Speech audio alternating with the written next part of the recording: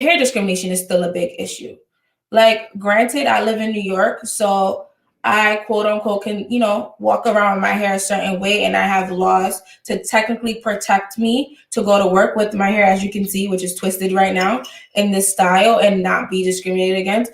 But somebody who lives in Michigan, which has not passed the bill yet and it's still being debated on, do not have those same rights that I do. When you look at the bigger scheme of things and cultural appropriation, we've had cases where discrimination is clearly an issue here, such as blackface, which has a long history of discrimination. We have Justin Bieber, Vanessa Hudgens, Kim Kardashian, the list goes on and on and on, about celebrities being glorified for wearing traditionally African descent hairstyles, such as locks, such as twists, such as braids, being glorified, and then having us not being able to wear it in the workplace, even though a lot of states have passed hair discrimination laws, such as the Crown Act, like New York, newly passed state, New Louisiana, we've had New Jersey, we've had California. It's still something that's not applied in all 50 states, and therefore it's still going to be an issue.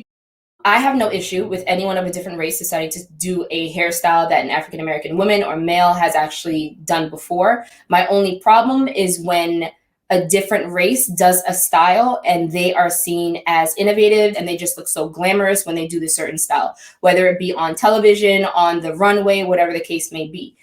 Prada doing basically blackface. Marc Jacob basically having about maybe 2 to 3 minority models and a full line of models that were not of African descent wearing locks. So my question is, when does cultural appropriation and how come it's only seem to be applied when European people tend to do something, when Asian people tend to do something, when it's geared towards Black people? Why is it that we never look at cultural appropriation on the opposite end? Because you can look at a lot of people, and a lot of people do say this, because I put out a blog post and a lot of the comments were, why is it when Black girls straighten their hair, it's not seen as cultural appropriation when our hair is straight and we are following European standards by having straight hair? Because let's be for real, your hair doesn't grow out straight.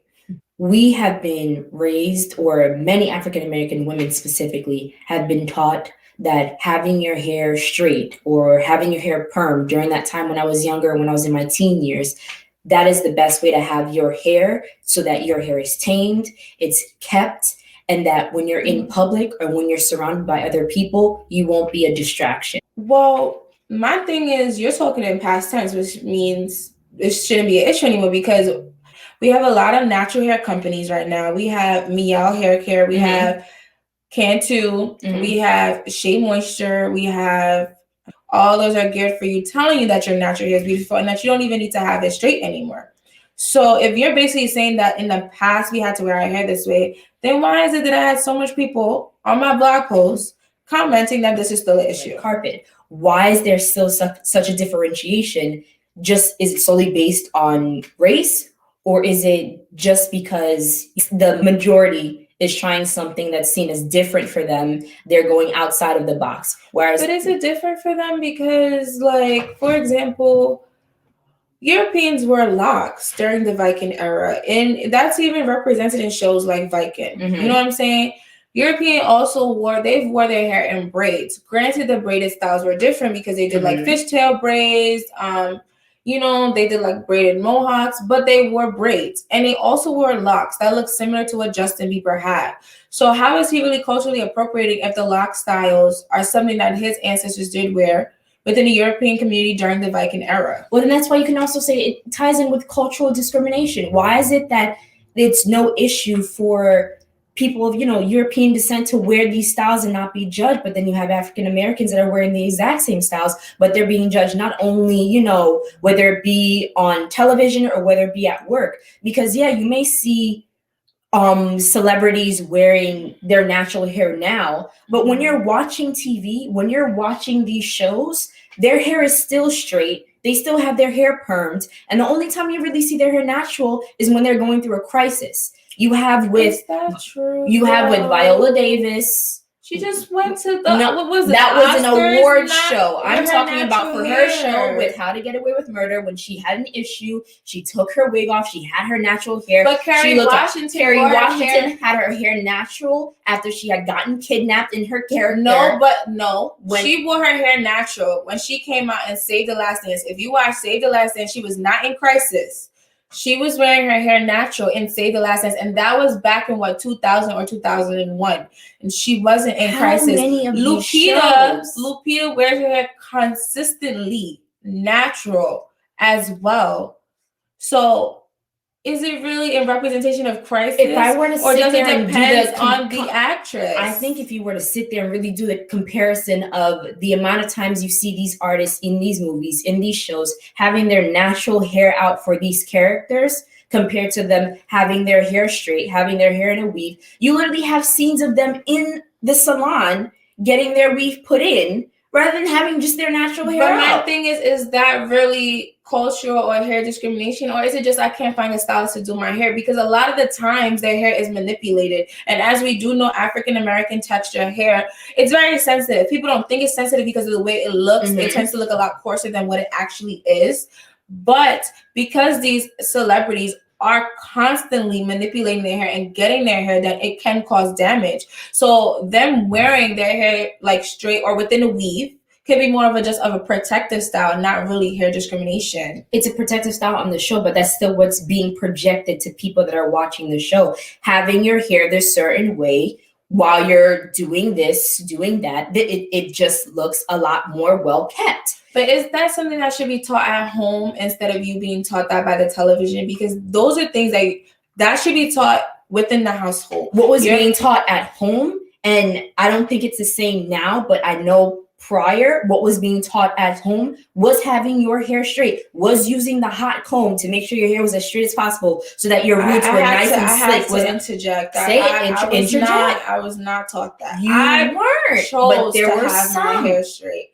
But I can't apply that logic to all. Also, what I can say is, okay, if back then that was an issue, today it's not as bad as what it used to be. You can't say we don't have representation, because we do. We have the mayor of Chicago, Lightfoot, who wears her hair natural. You have Stacey Abrams, who fights for voting rights all over within the minority community, who wears her hair natural, right? Look, if you look at social media today, there are more girls representing their natural hair texture than they are wearing weaves.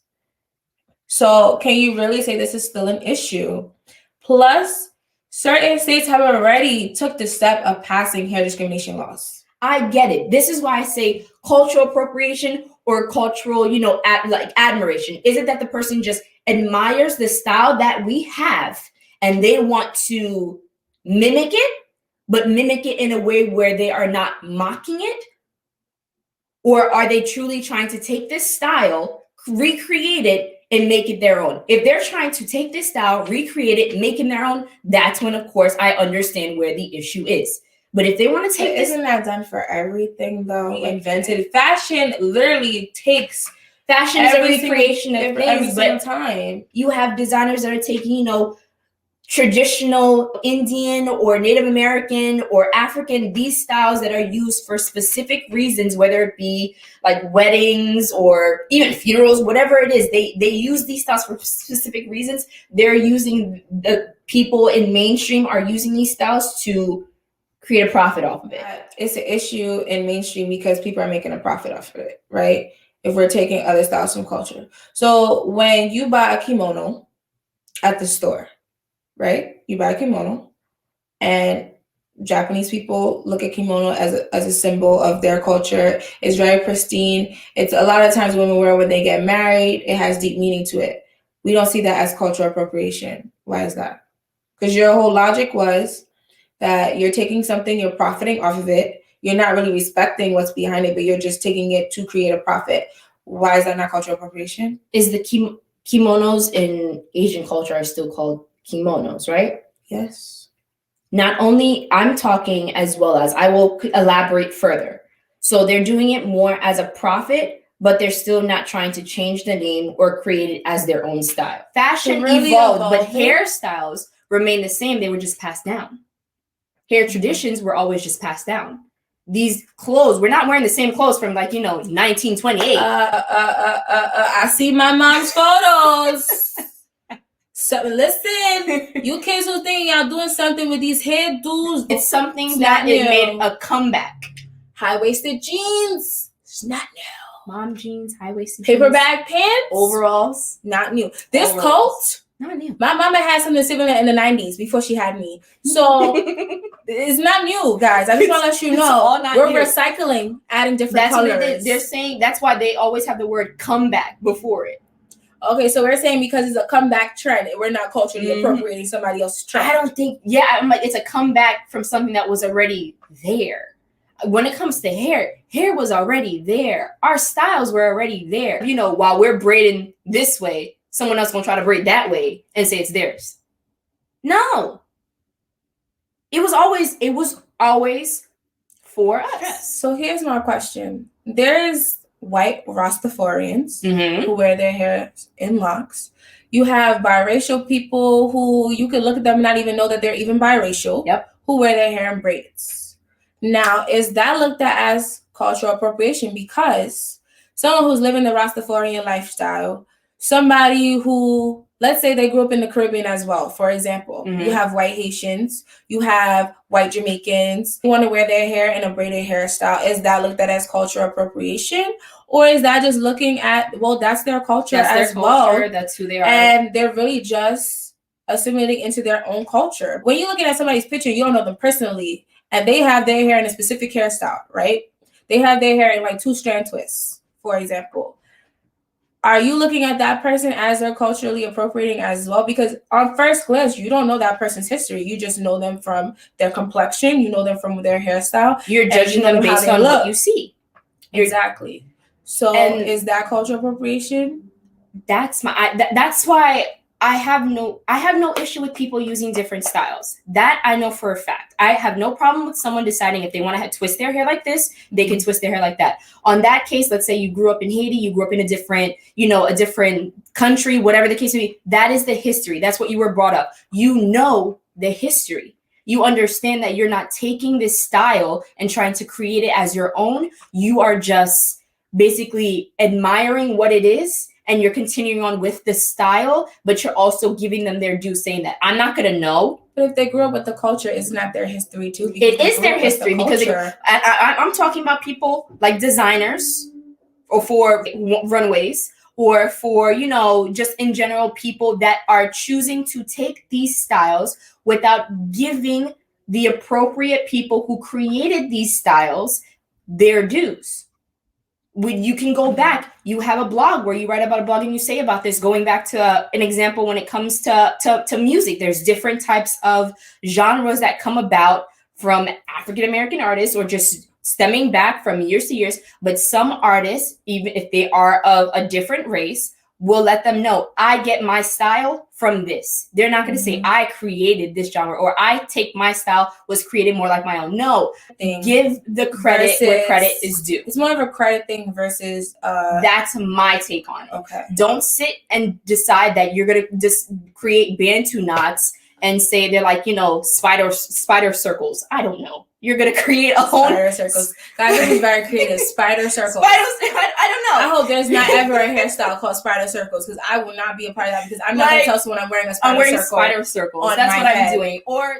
Good question. Girl. Most people don't even know the hairstyles from certain periods. So how is this really going to help the situation? Because I'm pretty sure if I randomly pick 10 girls from Brooklyn... Okay, since we're talking about a black and non-black issue, if I randomly picked 10 girls that were black like me and Christina off the street, would they really know the history of black hairstyles?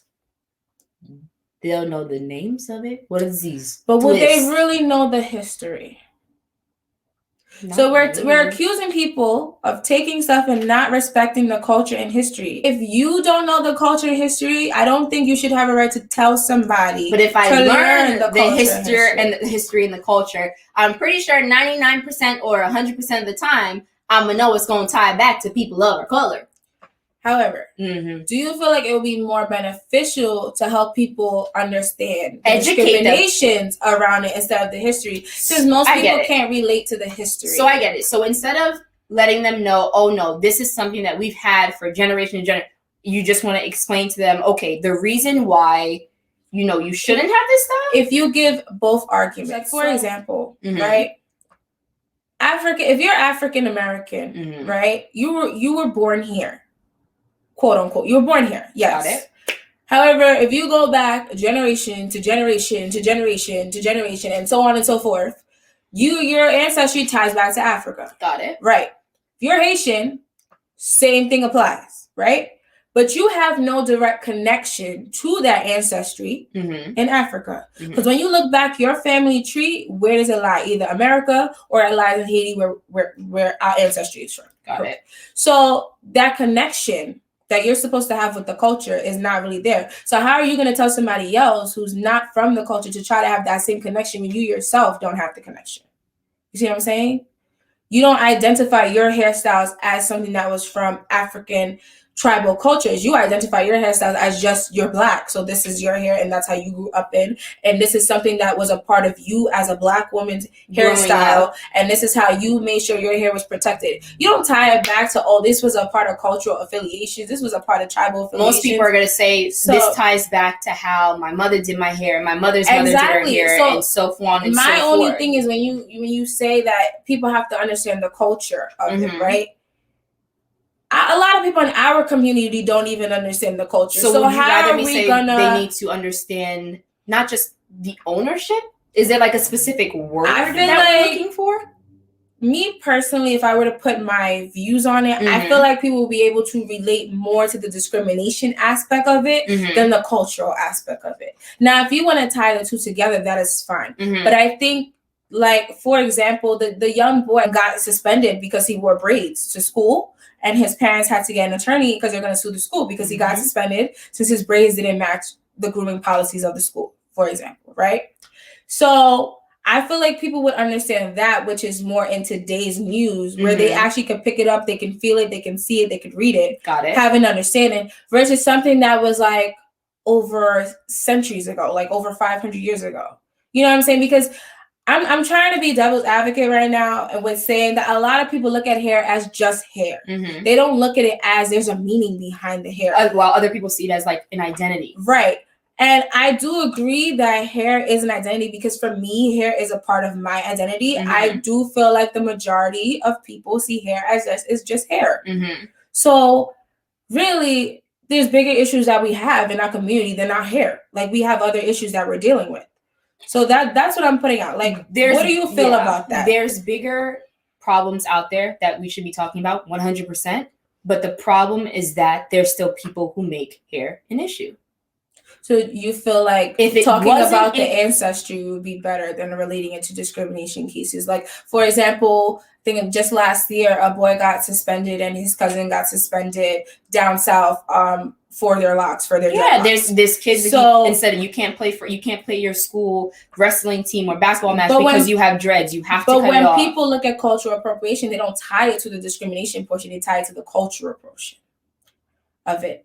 So that's where I think there's a disconnect for me because a lot of people who are talking about the culture, granted, you're woke. So I'm happy that a lot of us are woke. But there's a lot of us out there who are not woke, who are not tied to that culture, who have no idea what is the meaning of braids, what tribe in Africa had braids, why is it that they have braids? They don't have the history lesson for it. It's like some people don't even know the history of America, so let alone for them to know the history of braids. So my whole thing is, when people have this conversation about cultural appropriation, granted, cultural appropriation, the key word in cultural appropriation is culture. However, ironically, I'm saying, do we really know the culture of what we're talking about? A lot of times when we're accusing other ethnicities of participating in this behavior, how much of the culture do we even know ourselves?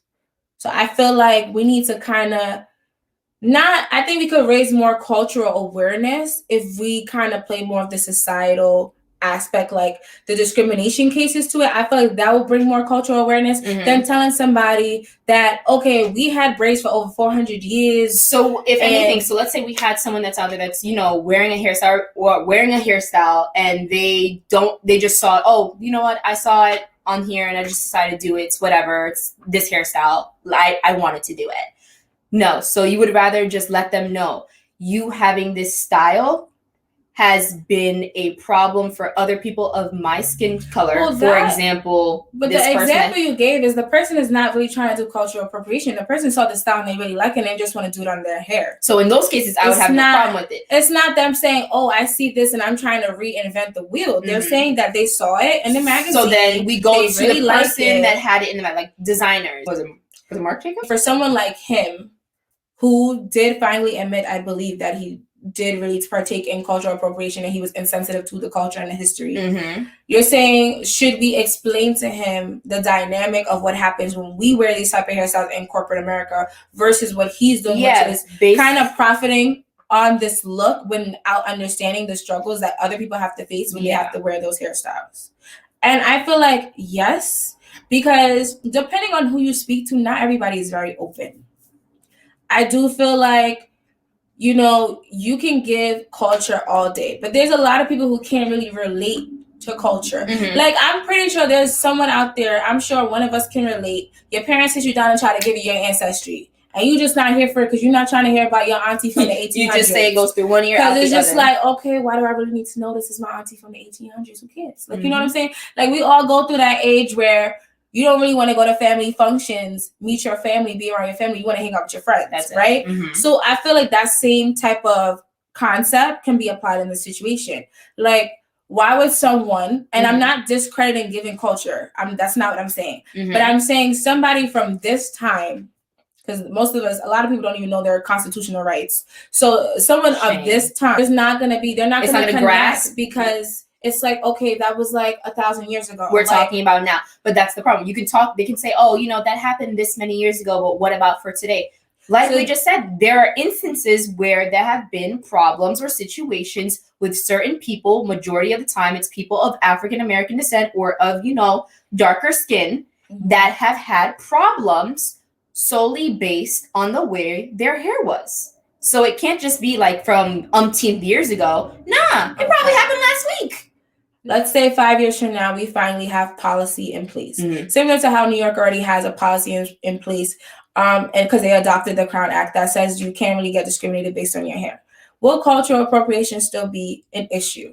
Do you still feel like people are going to be really sensitive about other ethnicities wearing that hair? Or do you feel like, no, we'll be able to transition it into becoming more mainstream and it won't be looked at as cultural appropriation anymore? I feel like it will not be looked at as cultural appropriation because if there is nothing to compare it to or say, oh no, this, you cannot have your style this way, and you're not being judged based on the style that you have when you're in, you know, corporate America or in mainstream, wherever it is that you are, there can't really be an argument. There can't be that conversation because it's already set in place. It's already set in stone that you cannot sit there and discriminate a person based on their hair. You cannot sit there and give them less of opportunities based on the way that they look. So I would say, if we are to have these laws in place, it could start the question, the process of allowing people to not have to worry too much about whether or not a person has this style. Because if you want to have that style too, you can have it. Law can't change bias. People will always be biased. Even with laws in place, implicit bias will always still be there. You're always still going to have an opinion. If somebody already has a standard of beauty that they prefer and they have a private business, who are you as a government to really tell them how to run that business? The guidelines are going to be very tight-knit. It's not going to be tight-knit. It's going to be more open. For example, New York's Crown Act discrimination says specific styles you can't discriminate against. However, it doesn't specify, like, let's say you have a little fuzz on your hair.